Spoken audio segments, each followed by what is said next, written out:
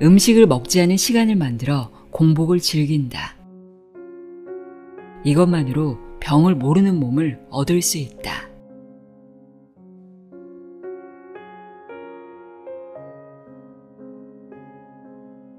안녕하세요. 나의 소리책갈피 소리내어 읽다입니다. 건강 좀 신경 써야겠는데 라는 생각이 들면 몸에 좋다는 것을 챙겨 먹거나 운동을 시작해야겠다는 결심부터 하게 되는데요.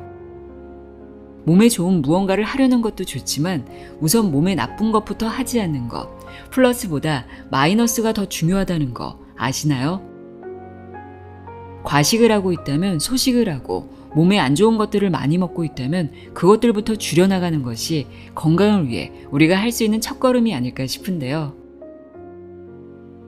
오늘은 먹지 않는 시간, 단지 공복 시간을 늘리는 것만으로도 건강이 좋아진다고 이야기하는 책을 소개합니다.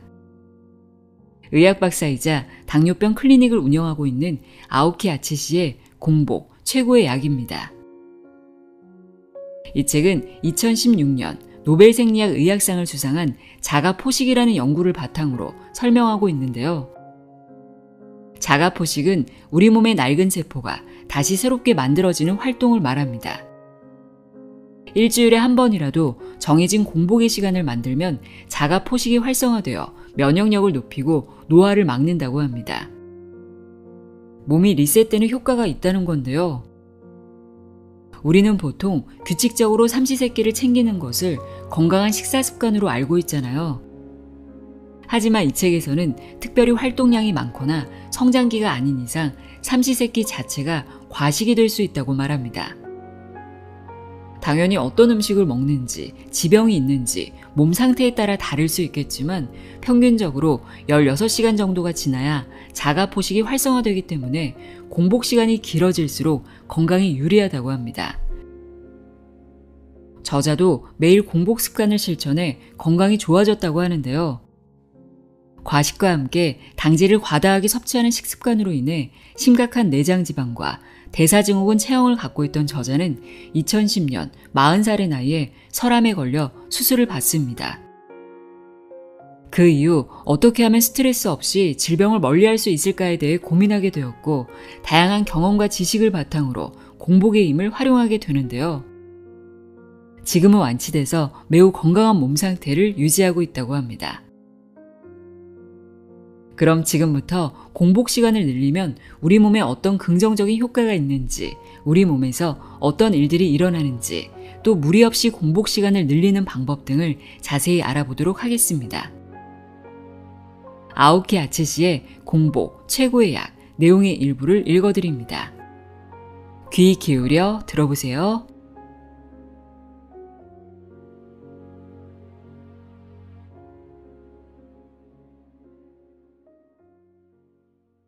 들어가며 일일 삼식, 과식이 만성 피로를 만든다. 여러분은 다음 증상들로 힘들어하고 있지 않은가? 식사를 하고 나면 바로 잠이 쏟아진다. 최근에 위가 약해진 것 같다. 금세 피로가 몰려온다. 무언가 하고 싶은 의욕이 없고 하더라도 허둥대는 등 감정의 기복이 심하다. 나이가 들면서 자연스럽게 찾아오는 체력 저하나 운동 부족 등 원인은 다양하겠지만 이러한 증상들은 어쩌면 과식, 특히 당질의 과다 섭취에서 오는 것일 수 있다. 이 말을 들으면 분명히 다음과 같이 생각하는 사람이 있을 것이다. 나는 하루 3번 규칙적으로 식사를 하고 있다. 그렇게 많이 먹는 편이 아니다. 자세한 것은 본문에서 설명하겠지만 일일 삼식은 그 자체만으로도 과식이 될 수 있다. 성인 한 명이 필요로 하는 일일 총 칼로리는 1800에서 2200kcal 전후라고 한다. 한편 현대인들 중에서도 특히 외식이 잦은 사람은 아무래도 고칼로리 식사를 하기 쉽다. 감자튀김과 음료수가 따라오는 햄버거 세트 하나만 먹어도 1000kcal가 훌쩍 넘으며 패밀리 레스토랑에는 800에서 1000kcal 정도의 메뉴들로 가득하다. 다시 말해 하루 3번의 식사를 모두 했을 때 기본적으로 필요한 칼로리의 1.5에서 2배나 되는 양을 섭취하게 된다는 사실을 충분히 짐작할 수 있을 것이다. 과식은 다양한 몸의 이상을 초래한다. 먼저 내장의 피로를 꼽을 수 있다. 우리가 먹은 음식을 위장과 간장이 소화시키려면 몇 시간 정도가 소요된다. 그런데 원래 처리할 수 있는 양을 초과한 음식물이 계속해서 쏟아져 들어오면 내장은 쉼없이 일을 해야 하고 마침내 피폐해질 수밖에 없다. 그러면 결국 내장의 기능이 떨어져 영양소를 제대로 흡수하지 못할 뿐더러 노폐물을 깨끗이 배출하지 못해 면역력이 저하되는 등 다양한 문제가 생기게 된다. 한편 과식은 비만을 부른다.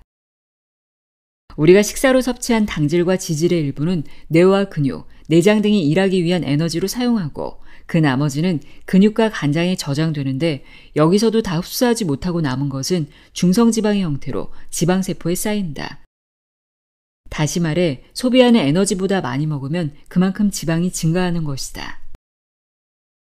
과도한 지방, 특히 내장지방에서는 유해 호르몬을 분비하여 혈당치 상승, 고혈압, 혈전 형성 등을 초래한다.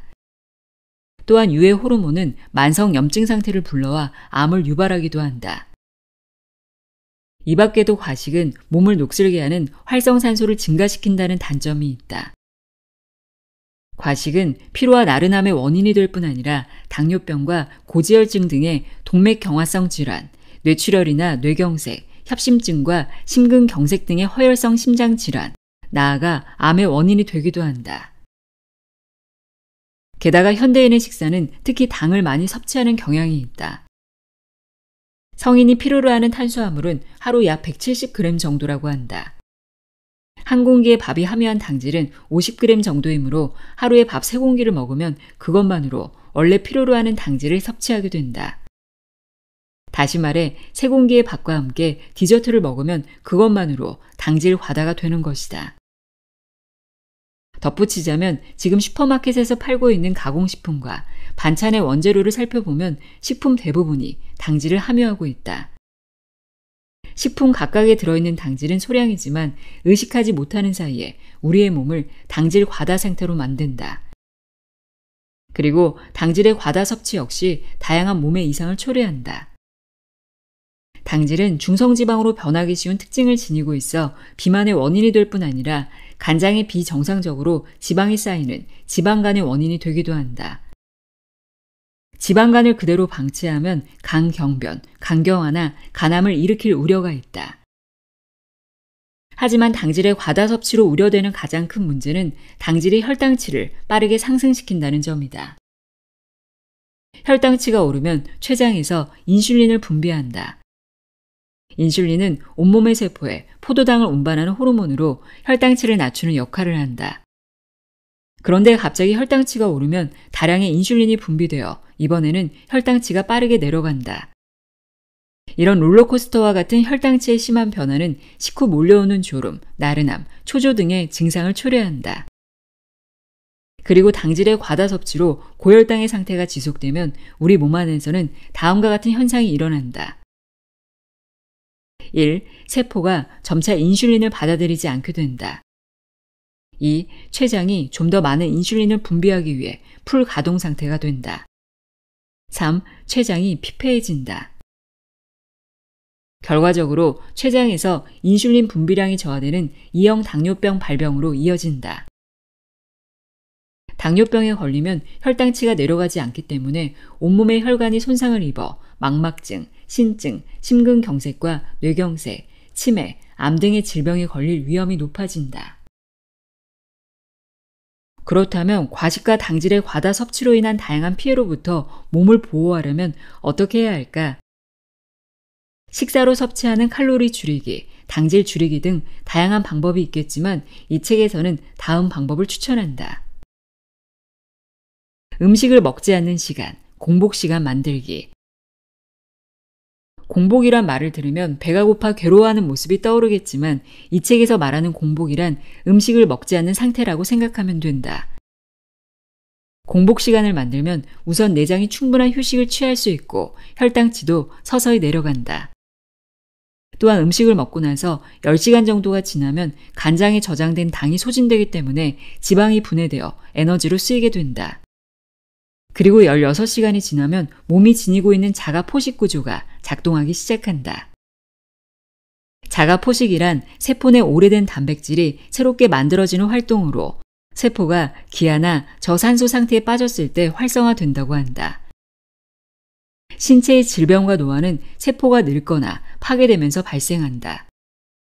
특히 세포 내 미토콘드리아가 늙으면 세포에 필요한 에너지가 줄고 활성산소가 증가한다고 한다. 미토콘드리아는 호흡을 하여 에너지를 만들어내는 중요 기관이다. 자가 포식에 의해 오래되거나 파괴된 세포가 내부에서 새롭게 만들어지면 질병을 멀리하고 노화의 진행을 멈출 수 있다는 것이다. 다시 말해 공복 시간을 만들면 내장이 피로를 해소하여 기능이 활성화되고 면역력도 향상된다. 혈당치가 내려가고 인슐린의 적절한 분비가 촉진되어 혈관 장애가 개선된다. 지방이 분해되어 비만을 유발하는 다양한 문제가 개선된다. 세포가 다시 만들어져 신체적 이상과 노화의 진행이 개선된다. 이처럼 다양한 몸의 리셋 효과를 기대할 수 있다. 바로 공복은 최고의 약인 것이다. 게다가 어렵고 성가신 칼로리 계산을 할 필요가 전혀 없다. 공복 시간 외에는 무엇을 먹든 상관없으며 공복 시간 중이라도 도저히 배가 고파 견디기 힘들 때는 견과류 정도는 얼마든지 먹어도 괜찮다. 자가 포식을 활성화하려면 연속적으로 16시간 이상의 공복 시간이 필요한데 수면 시간을 잘 활용하면 무리하지 않고도 실천할 수 있다. 가능하면 매일 계속하는 것이 이상적이지만 주말을 이용해 주 1회만 실천해도 리셋 효과를 얻을 수 있다. 물론 나는 평소에도 공복 시간을 실천하고 있다. 참고로 나의 시간 일정은 다음과 같다. 평일 아침 7시에 일어나 삶은 달걀 하나와 생채소 등 가볍게 식사를 하고 저녁 21시쯤 일반적인 저녁 식사를 한다. 그 사이에는 음식을 먹지 않는다. 단 배가 고파 일에 지장을 줄 때는 견과류를 먹는다. 휴일, 토요일과 일요일 중 하루. 일어난 뒤 아침과 점심에는 아무것도 먹지 않고 저녁에만 식사를 한다. 이렇게 나는 평일에는 13시간에서 14시간, 휴일에는 24시간의 공복 시간을 만들어 몸을 리셋하고 있다. 24시간 공복이라고 하면 여러분은 고통스러울 것이라고 생각하겠지만 예컨대 밤에 식사를 하고 다음날 아침 조금 늦게까지 잠을 자고 나서 점심 한 끼 정도 거르기만 하면 충분히 실천할 수 있다. 다시 말하지만 공복 시간을 만들기만 하면 과식과 당질 과다 섭취로 인한 폐해를 리셋할 수 있다. 어렵고 귀찮은 칼로리 계산을 하지 않아도 내장의 피로가 해소되고 혈당치가 내려간다. 지방이 줄고 세포가 다시 만들어져 몸의 이상과 질병, 노화를 예방할 수 있다. 여러분도 꼭 공복이란 최고의 명약으로 질병과 피로, 노화를 모르는 몸을 만들어보자. 일일 삼식은 위장을 지치게 하고 몸의 이상을 초래한다. 일일 삼식의 폐해로 다음을 가장 먼저 꼽는다. 위장을 비롯한 내장 기관이 쉴 시간이 없다. 음식물이 윗속에 머무는 시간은 평균 2시간에서 3시간, 지방 성분이 많으면 4시간에서 5시간 정도라고 한다. 또한 소장은 위에서 내려보낸 소화물을 5시간에서 8시간에 걸쳐 분해해 수분과 영양분의 80%를 흡수한다. 다음으로 대장은 소장에서 흡수하지 못한 수분을 15시간에서 20시간에 걸쳐 흡수한다. 하지만 1일 3회의 식사를 하면 아침에서 점심까지 4시간에서 5시간, 점심에서 저녁까지 6시간에서 7시간 정도이므로 직전에 먹은 음식물이 아직 위와 소장에 남아있을 때 다음 음식물이 운반되어 들어온다. 그러면 위는 쉴 틈도 없이 계속해서 소화활동을 해야 하므로 점점 피폐해져 간다. 게다가 나이가 들어감에 따라 소화액의 분비가 줄어들어 위장의 기능도 둔해진다. 그러면 소화에 점점 더 많은 시간이 걸리게 되고 결국 위장이 쉽게 지치게 된다. 1일 3회 부지런히 식사를 챙겨 먹어 위장이 피폐해지면서 몸에 다양한 이상이 나타나기 시작한다. 우선 위장이 피로해 소화 기능이 떨어지면 음식물의 영양분을 충분히 섭취할 수 없기 때문에 몸에 필요한 비타민과 미네랄, 미량 원소가 부족하게 되고 결국 쉽게 피로와 나른함을 느끼며 피부와 머리카락의 상태도 나빠진다. 또한 속쓰림, 복부팽만, 식욕부진과 같은 증상이 생기기 쉽다. 속쓰림은 식도와 위 사이의 근육이 약해지고 위장 입구 부분이 수축이 잘 안 되어 위액이 식도로 역류해 생긴다. 복부팽만은 위의 기능이 떨어져 소화에 시간이 걸리고 음식이 위에 계속 남아 생기는 증상으로 위의 소화 기능이 떨어지면 식욕을 잃기도 한다. 최근 속쓰림이나 복부팽만을 느끼는 횟수가 증가했다. 예전에 비해 식욕이 떨어졌다라고 느끼는 사람은 위가 지쳐 기능이 떨어졌을 가능성이 높으므로 꼭 쉴 수 있게 해주자. 한편 속쓰림이나 복부팽만, 식욕 부진의 빈도가 너무 잦은 경우나 오래 지속되는 경우 위염 등 특정 질병으로 이어지거나 이미 병이 생겼을 수 있으므로 한번 검사를 받아보도록 한다. 한편 장이 지치고 기능이 둔해지면 완전히 소화하지 못한 음식이 장내에 남으며 이것이 부패, 암모니아 등의 유해 물질을 발생시킨다. 장 속에는 다음의 3가지 장내 세균이 존재한다. 소화를 돕고 건강을 유지하는 역할을 하는 유익균, 장내를 부패시켜 질병의 원인을 만드는 유해균, 몸이 약해지면 유해균으로 변하는 기회감염균.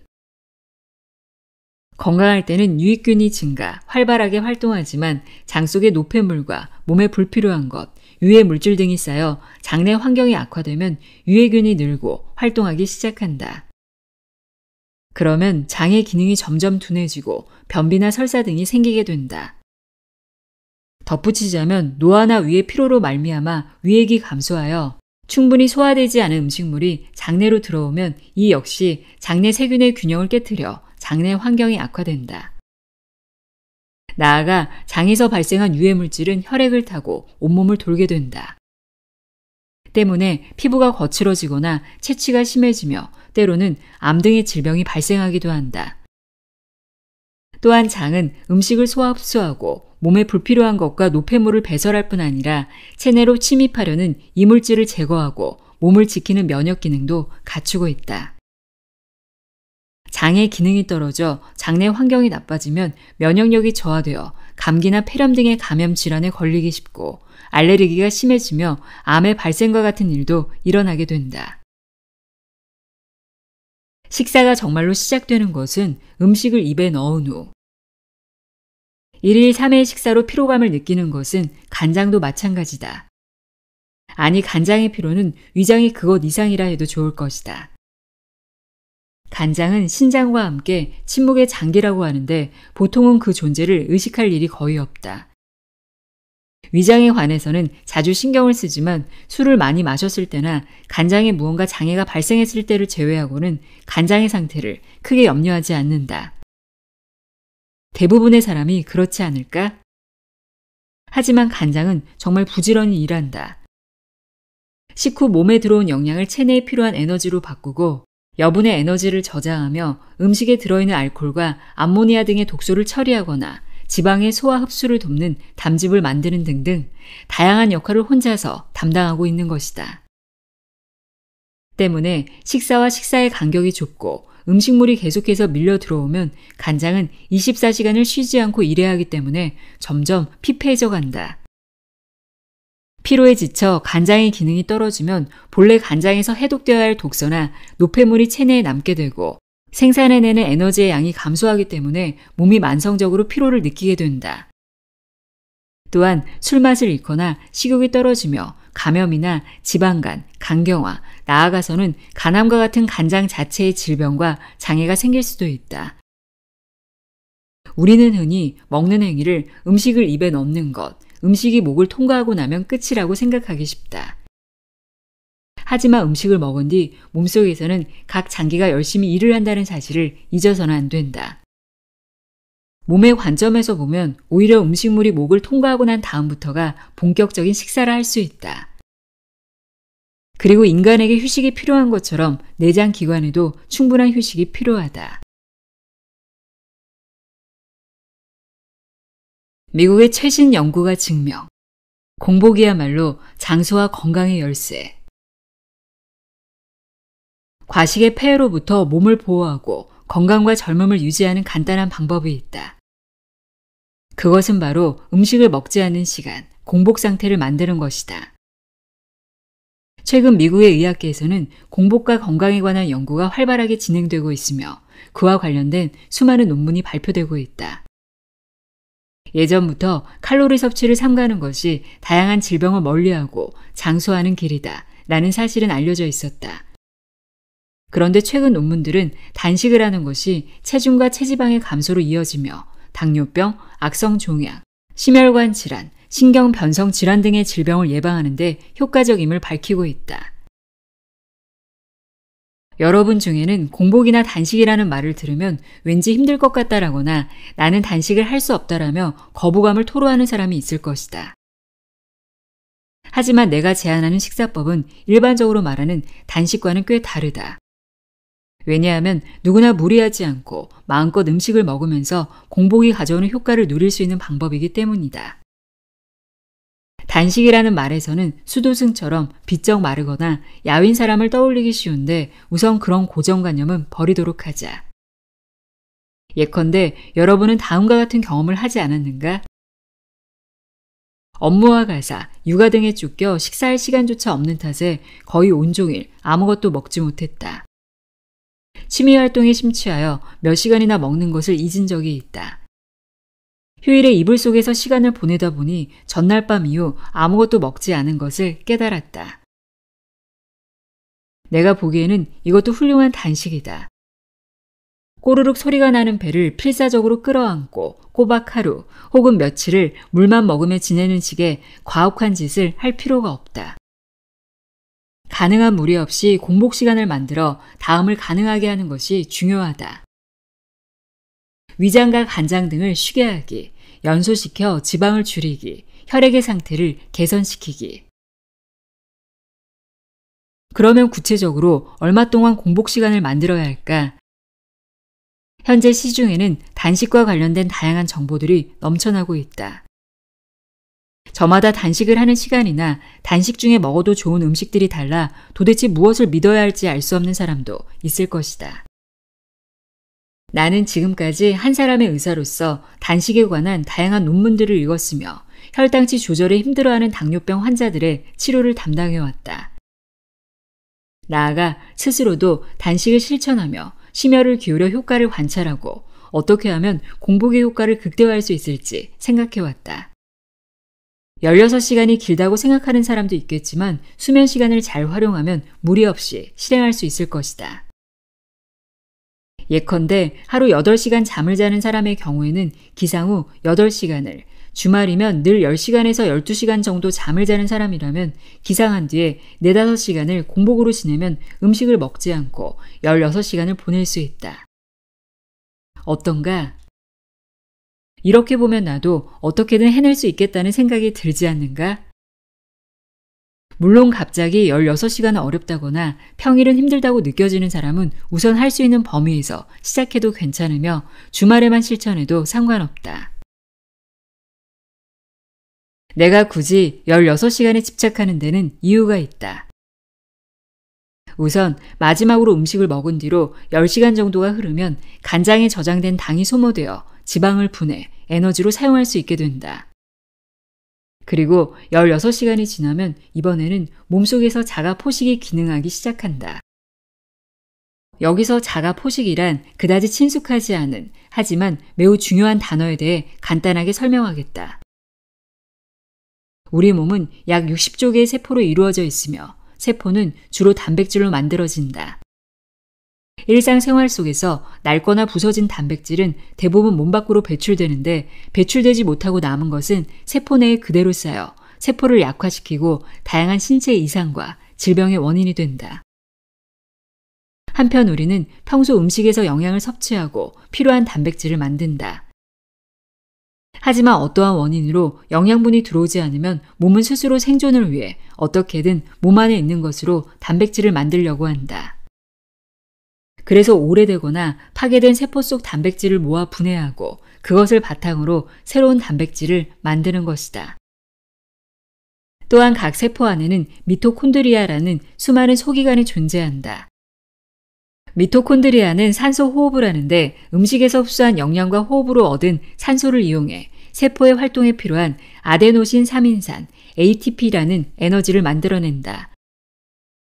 세포 내에 젊고 건강한 미토콘드리아가 많을수록 에너지를 많이 얻은 사람은 젊음과 건강을 유지할 수 있는데 자가 포식에 의해 이 미토콘드리아도 새롭게 다시 태어난다. 다시 말해 자가 포식이란 오래된 세포를 내부로부터 다시 새롭게 만들어내는 구조라 할 수 있다. 세포가 다시 태어나면 몸에 불필요한 물질과 노폐물이 한 번에 청소되어 세포와 조직, 기관의 기능이 활성화되어 질병에 잘 걸리지 않는 건강한 몸이 되는 것이다. 나아가 자가 포식에는 세포 속에 침입한 병원균을 분해, 정화하는 기능도 있어 건강을 위해서는 반드시 필요한 구조인 것이다. 다만 자가 포식에는 한 가지 특징이 있다. 음식으로 얻은 영양이 충분한 상태에서는 자가 포식이 좀처럼 작동하지 않는다는 것이다.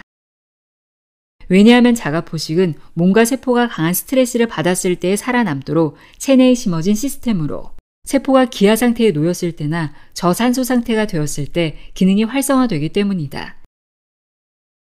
예컨대 마지막으로 음식을 먹고 나서 16시간 정도가 지나지 않으면 자가 포식은 활성화되지 않는다. 다시 말해 공복 시간을 만들지 않으면 자가 포식을 활성화해 세포를 새롭게 만들 수 없는 것이다. 반대로 비록 일주일에 단 한 번이라도 수면 시간과 더불어 몇 시간 동안을 음식을 먹지 않는 시간을 만들면 내장을 쉬게 하고 지방을 감소시키고 혈액의 상태를 개선하는 효과와 함께 자가 포식에 의한 세포의 재탄생 효과를 누릴 수 있는 것이다. 한편 2016년에는 도쿄 공업대학의 오스미 요시노리 교수가 자가 포식에 관한 연구로 노벨 생리학, 의학상을 수상했다. 자가 포식은 지금 전 세계가 주목하고 있다고 할 수 있다. 공복은 1일 3회 식사 습관과 과식이 몸에 준 손상을 리셋하고 몸을 내부로부터 소생시켜준다. 바로 공복이야말로 가장 좋은 약인 것이다. 공복 시간을 언제로 할까? 생활 유형별 실행 스케줄. 한마디로 16시간 이상 공복 시간을 만든다고 해도 저마다 각각의 생활 리듬에 따라 실행하기 쉬운 시간대가 다르다. 이미 말한 것처럼 수면 시간을 전후로 배치하는 것이 가장 무리 없이 할 수 있는 방법이며 생체 리듬에도 맞으므로 가장 이상적이다. 하지만 간혹 아침과 저녁 식사를 든든히 먹으면 점심은 걸러도 좋다는 사람도 있을 것이다. 그래서 여기서는 밤 동안의 공복 시간을 만드는 경우, 점심에 공복 시간을 만드는 경우 두 패턴의 모델을 각각 소개한다. 어느 방법이 좀 더 자신에게 맞는지, 무리 없이 실행할 수 있는지를 고려하여 자신의 생활 리듬에 맞춰 응용해보자. 패턴 1. 야간에 공복 시간을 만들 경우 타임 스케줄 6시 기상, 10시 아침 식사, 이 사이에 만일 공복을 느낀다면 견과류를 먹는다. 18시 저녁 식사, 이 사이에는 좋아하는 음식을 먹어도 괜찮다. 22시 취침. 음식을 먹지 않는 시간대는 18시에서 다음날 10시다. 이 패턴이 적합한 사람은 65세 이상 혹은 주부, 가능한 공복감을 줄이고 싶은 사람, 비교적 저녁 식사를 일찍 할 수 있는 사람이다. 이 패턴의 장점 및 주의할 점. 생체 리듬에 맞으며 몸에 부담이 적다. 때문에 노화와 질병 예방 효과가 높다. 공복 시간에 수면 시간을 배치할 수 있기 때문에 무리 없이 실행할 수 있다. 패턴 2. 낮 동안에 공복 시간을 만들 경우 타임 스케줄 6시 기상, 아침 식사, 22시, 저녁 식사, 이 사이에 만일 공복을 느낀다면 견과류를 먹는다. 0시 취침. 음식을 먹지 않는 시간대 6시에서 22시. 이 패턴이 적합한 사람은 아침에 식사를 하지 않으면 오전 중 업무에 지장이 생기는 사람, 잔업이 많아 대체로 저녁 식사가 늦어지는 사람, 업무에 집중하는 동안에는 그다지 허기를 느끼지 않는 사람 등등. 이 패턴의 장점 및 주의해야 할 점. 점심 식사를 하지 않기 때문에 잠이 쏟아지는 일이 없어져 업무 효율이 올라간다. 그리고 점심 식사 시간을 업무에 활용할 수 있으며 식사 비용도 절약할 수 있다. 아침은 먹어도 먹지 않아도 좋지만 밥과 면류, 빵 등을 먹으면 낮 동안 공복감이 강해진다. 아침 식사를 하는 경우는 가능한 샐러드나 달걀 요리, 고기, 생선 등 단백질 중심의 식사를 한다. 예컨대 정년을 맞이한 사람 등 오전 시간을 비교적 여유 있게 보낼 수 있는 사람이라면 패턴 1을 기본으로 아침 9시의 기상, 17시 정도까지는 좋아하는 시간에 좋아하는 음식을 먹는다. 17시부터 다음날 아침 9시까지 16시간은 음식을 먹지 않는다. 도저히 공복감이 느껴질 때는 견과류를 먹는다. 이 같은 시간 계획을 짜는 것도 좋다.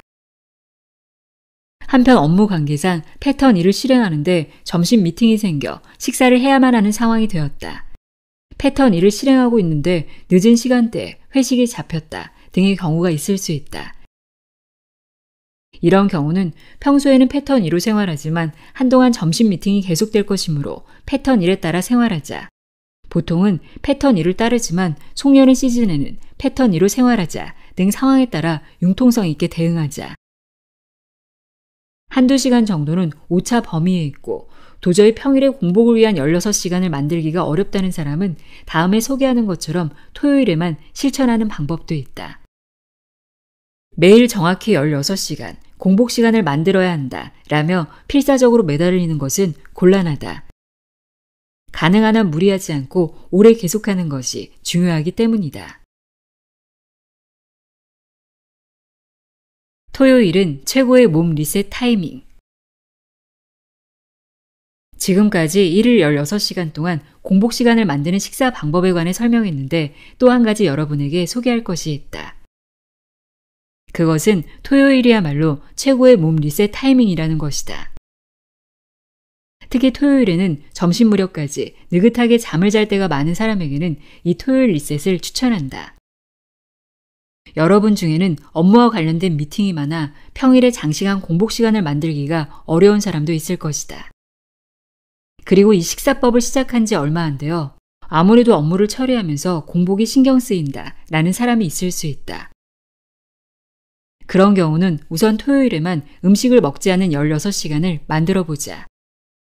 예컨대 전날 20시쯤에 저녁 식사를 하고 0시쯤 잠자리에 들어 다음날 한낮까지 잠을 잔다고 하자.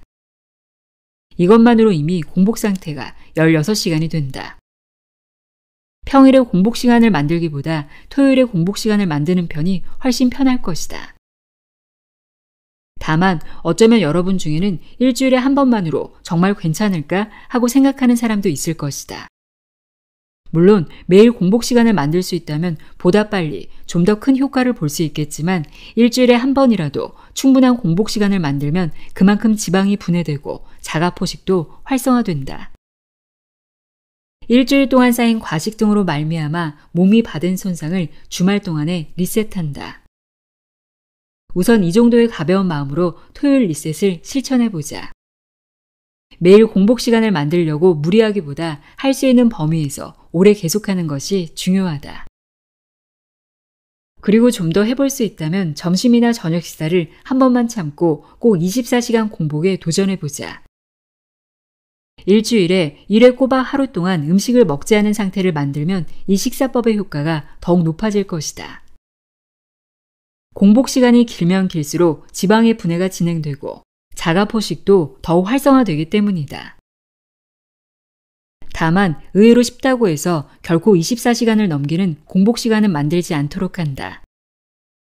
24시간 이상 음식을 먹지 않는 것은 몸에 부담이 커서 개인이 혼자 판단하는 것은 위험하기 때문이다. 만일 도전하고 싶다면 반드시 의사의 지시에 따라 실천하도록 하자. 감소한 근육은 간단한 근육 트레이닝으로 보완. 궁극의 식사법이 지닌 단점은 근력이 떨어지는 것. 자, 이 식사법에 관해 마지막으로 여러분에게 말해둬야 할 것이 하나 있다. 그것은 이 식사법을 실천할 때는 반드시 간단한 근육 트레이닝을 병행해야 한다는 점이다. 공복 시간을 만들면 하루의 총 섭취 칼로리가 줄고 체중도 감소한다. 물론 이때 내장 지방이 분해되지만 동시에 인체에 필요한 근육도 감소하게 된다. 다시 말해서 외부에서 에너지가 들어오지 않으면 몸은 지방뿐 아니라 근육을 태워 에너지로 전환시키려 하기 때문이다. 근육량이 감소하면 기초 대사량이 줄기 때문에 오히려 살이 찌기 쉬운 체질로 바뀌어버린다. 특히 고령자는 몸을 지탱하는 것도 어려워질 수 있어 매우 위험하다. 모처럼 건강을 위해 시간을 만들었는데 그렇게 되면 역효과가 날 수 있다. 단 근육 트레이닝이라 해도 거창하게 특별한 것을 할 필요는 없다. 계단 오르내리기, 팔굽혀펴기나 복근 단련 운동, 스쿼트를 할 수 있는 횟수만큼 하는 정도로 충분하다. 실제로 나도 매일 이 식사법과 병행해 트레이닝을 하고 있는데 예컨대 아침에 팔굽혀펴기와 복근 운동을 하고 힘이 들면 멈추는 식으로 하고 있다. 과도한 운동은 활성산소를 발생시키는 원인이 되기도 한다. 어쨌든 무리하지 않는 범위에서 해야 한다는 점을 명심하자.